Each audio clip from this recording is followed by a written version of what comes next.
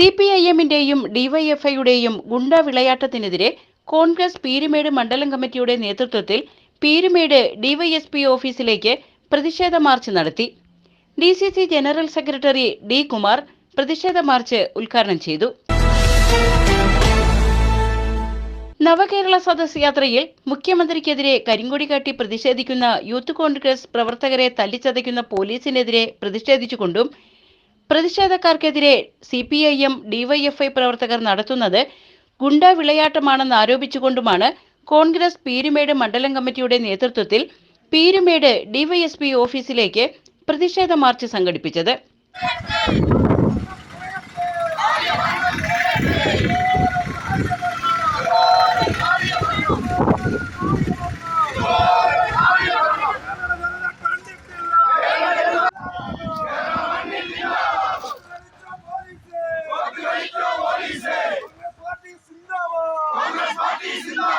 കോൺഗ്രസ് പീരുമേട് മണ്ഡലം committee office പരിസരത്തു നിന്നും ആരംഭിച്ച പ്രതിഷേധ മാർച്ച് പീരുമേട് ഡിവൈഎസ്പി ഓഫീസ് പടിക്കൽ പോലീസ് തടഞ്ഞു.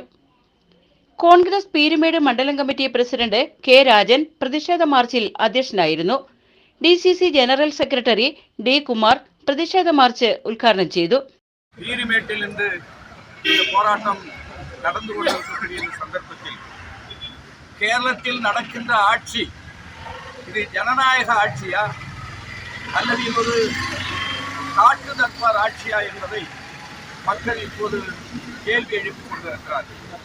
அந்த அளவிற்கு மிக மூர்க்கத்தனமாக அரசை எதிர்த்து பேசுகிற காங்கிரஸ்காரர்களை, இளைஞர் காங்கிரஸ் கட்சிக்காரர்களை அடித்து ஒதுக்கி இந்த போராட்டத்தை அடக்கிவிடலாம் என்று நினைக்கிற மார்க்சிஸ்ட் கம்யூனிஸ்ட் கட்சியுடைய ஆட்சி, இடதுசாரிகளுடைய ஆட்சி அழிவு பாதையை நோக்கி சென்று கொண்டிருக்கிறது என்பதில் எந்தவித சந்தேகமும் கிடையாது. കോൺഗ്രസ് നേതാക്കളായ P K Chandrasekharan, R Ganesan, C Yesudas, Manoj Rajan, P K Rajan, Amal Joseph, Salamma Varghese, K N Najeeb, C K Aneesh, Anoop Chelakkal, Raju Kudamaloor, Vineesh G Kannan തുടങ്ങിയവർ പ്രതിഷേധ മാർച്ചിൽ പങ്കെടുത്തു.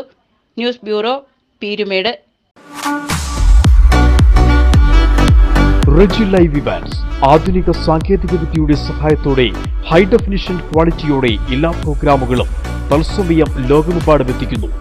കൂടുതൽ വിവരങ്ങൾക്കായി താഴെ കാണുന്ന നമ്പറിൽ ബന്ധപ്പെടുക.